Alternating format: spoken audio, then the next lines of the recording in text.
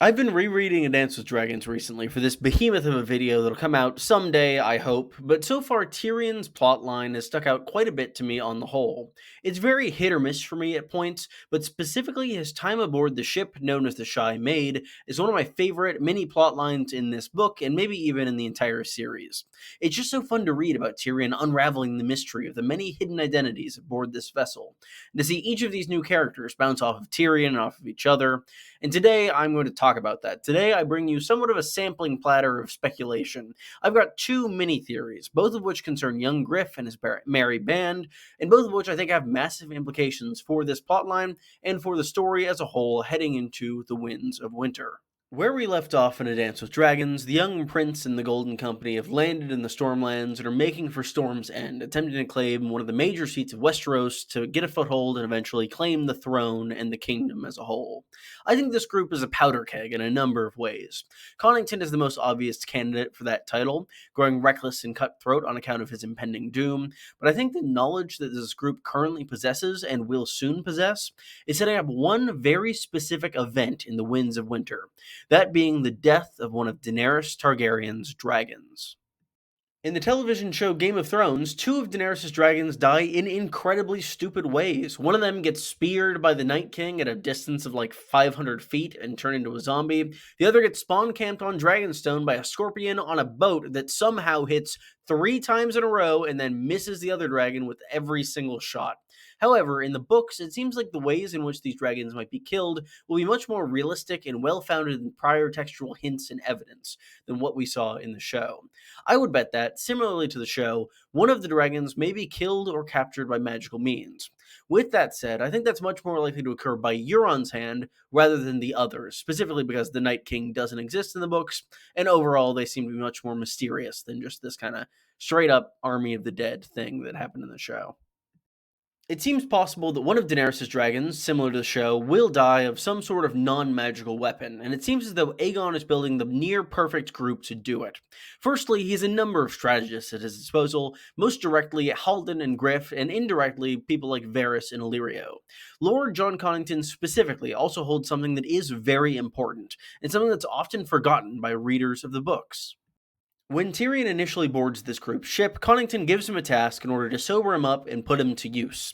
The little Lannister is tasked with recording all of his knowledge on dragons, as he's one of the most well-learned people in the world on this topic. It takes Tyrion multiple days in order to record all of his knowledge down on parchment, showing the sheer scale of both his intelligence and the wealth of resources and historical texts to which he's had access to as a member of an incredibly influential noble house at Casterly Rock and in King's Landing. George R. Martin has brought these notes of Tyrion's up at panels in the past, hinting towards Connington possibly using it in some sort of way that will have impact on the story in the future. Seeing as dragons are the main advantage Daenerys will have over Aegon, Connington would do well to absorb any and all knowledge that may aid him in a fight against these things. However, there may be another key that Aegon has to killing dragons. That key is currently on a boat sailing towards him in the hopes of finding an ally. In her two sample chapters from the Winds of Winter, Arianne Martell voyages northward in an attempt to form an alliance between Dorne and the forces of Aegon VI Targaryen. It seems quite likely that she'll succeed, as Daenerys got her brother killed and the Martells hate the Lannister regime, but many have also speculated that Arianne may wed Aegon, which I do think is likely. However, that's a theory for another day. Bringing the Dornish into the fold behind Aegon will be crucial for the young dragon's cause, as the Dornish were the only one of the seven kingdoms able to stand up against dragons once before. When Aegon the Conqueror originally took Westeros, Dorne was the only region of the continent he was unable to conquer. Dornish citizens used guerrilla tactics against his invasion, and their conflict culminated with the Dornish forces killing the dragon Meraxes with a scorpion bolt through the eye, that being the dragon ridden by Aegon's sister, Rhaenys. We see that a scorpion is what kills Rhaegal in Game of Thrones, but it would make a lot more sense if it were Aegon's Dornish forces doing the same in the Winds of Winter, even more so if they're not actively on a boat that is moving when the scorpion is fired. What's more, it would make even more sense if those forces have Tyrion's knowledge of dragons' history, strengths, and weaknesses, and overall it seems to me quite likely that Aegon VI, the false Targaryen, may bring about the death of one of the draconic weapons of his supposed aunt. It's also worth noting that there is a faceless man at the Citadel who is seeking a book called The Death of Dragons, which assumedly has some knowledge pertaining to its title. We don't know who might have hired him. Some people think it's just the faceless men being the faceless men, but I don't know. I could see that being Varys or Illyrio trying to get this book to give Aegon an advantage. The second theory pertains to one Halden Halfmaester. Halden is the first member of Aegon's crew that Tyrion, and thus the reader, meets. He's also the character that Tyrion interacts with the most during his time with this group, via witty sparring during Aegon's history lessons and games of Syvas on the deck of the ship. Losing one of these games does lose Halden quote-unquote a secret, though we don't know exactly what that secret might be. Whatever it is, it seems to have put Tyrion onto the scent of the mission's true purpose, as he reveals Aegon's identity during the next chapter. However, that secret is not the topic of this video. Halden's interaction with Tyrion that gives me pause comes after Tyrion confronts the group about their true purpose and the Stone Men attack. Tyrion is knocked into the water during this ambush, and he is later retrieved by Lord Jon Connington. Once he's back, Halden insists that the Lannister continually check himself for Greyscale, via examining his body and pricking each of his extremities in order to check for feeling, as this disease often starts via losing feeling in a single finger or toe. The Halfmaester has Tyrion prick each digit with a dagger in order to ensure that feeling remains therein. However, something struck me as odd about this practice. We hear from Tyrion's perspective that Halden continually hassles him about checking for Greyscale for the duration of the remainder of his time aboard the Shy Maid. However, Tyrion isn't the only one who went into the water. Jon Connington, the best character in fiction, went in after him to save the imp's life, and as we later learn, did actually contract Greyscale in doing so. Despite both Lannister and Connington going into the same water, Halden only seems concerned with testing one of these individuals for Greyscale, which strikes me as odd. We hear Connington's perspective later on in Dan's, as well as a number of his thoughts on Halden specifically. There's no mention made of testing for Greyscale, which we hear about a lot from Tyrion's perspective. Halden is an intelligent and learned man who is quite concerned about this disease, clearly, yet he doesn't bother to check Jon Con. Does he know something? Between seeing Connington in Tyrion's chapters and being in Jon's head in his own chapters, we note a pretty drastic shift in this fairly weathered individual. Griff was always gruff, but carried a core of cautiousness with him.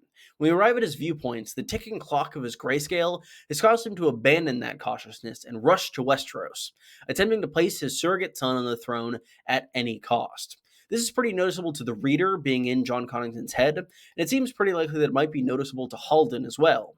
Halden is shown to be quite strategic, cunning, and perceptive, specifically through his Syvas games with Tyrion, who he beats quite frequently. It seems possible that Halden would at least suspect that Connington contracted Greyscale. He may not have asked Jon Connington to test for the disease out of fear or respect for his commanding officer, however, he would certainly be on alert for any changes in behavior or strange practices regarding his extremities. We do learn later that Connington has been wearing gloves in the time since contracting Greyscale, which is something else the Almost Maester would have likely noticed. Connington even worries about this, specifically asking for wine instead of vinegar in order to soak his hand, as he's concerned about Halden's potential suspicions if he's asked for the substance that is known to be used to treat Greyscale. This knowledge or suspicion could be quite interesting for the Aegon camp moving forward.